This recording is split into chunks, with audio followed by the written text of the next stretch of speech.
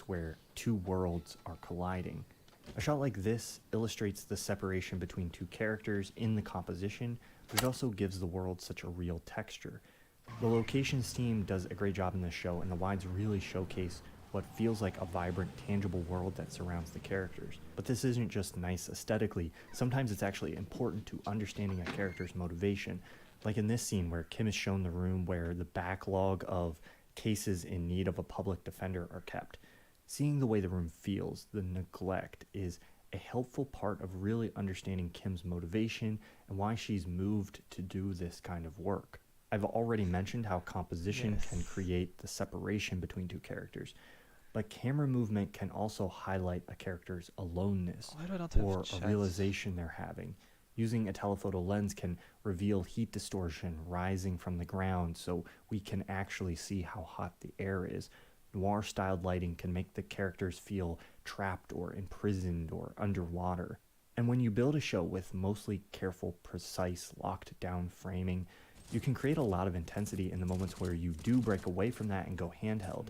In this scene, which does that, how it's shot keeps us mostly inside of Jimmy's perspective, emphasizing the chaotic nature of his experience. Even when we get a shot that isn't directly from his POV, it's close to the ground because Jimmy is close to the ground. And sometimes you can increase the dramatic tension of a scene by keeping an object that symbolizes the dramatic tension in the shot.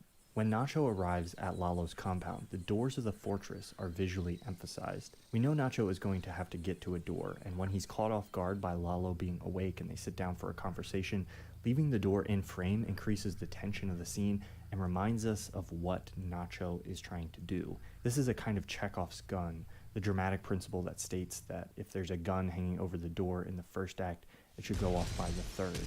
When heavy emphasis is placed on something, we read it as significant. If we don't yet know why it's significant, it will create mystery and we'll want to know. If it's a bomb, we'll be holding our breath, waiting for it to go off, creating suspense. In this scene, we're waiting for a literal bomb to go off. When there's a problem with the dynamite, we wait in suspense as Werner tries to find the problem. As he descends into the hole, we worry that the dynamite might explode. Why do I not have But then we see him have a panic attack, and the show puts a more complex, dramatic bomb on the screen. Werner's freakout is a problem that will eventually explode, and until it does, we're tensely waiting for it to happen.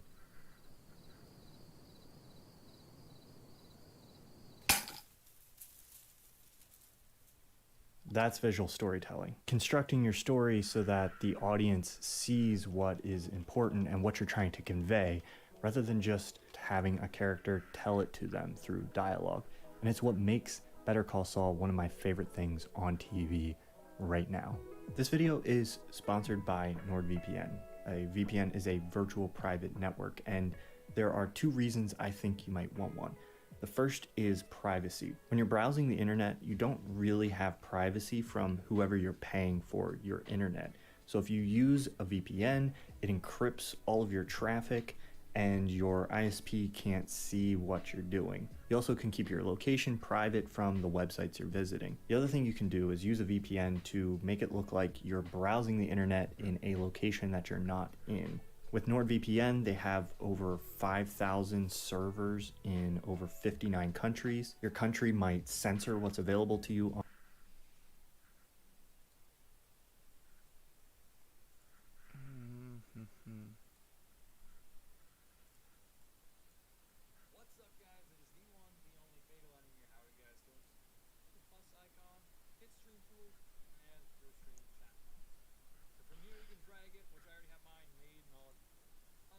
Get your account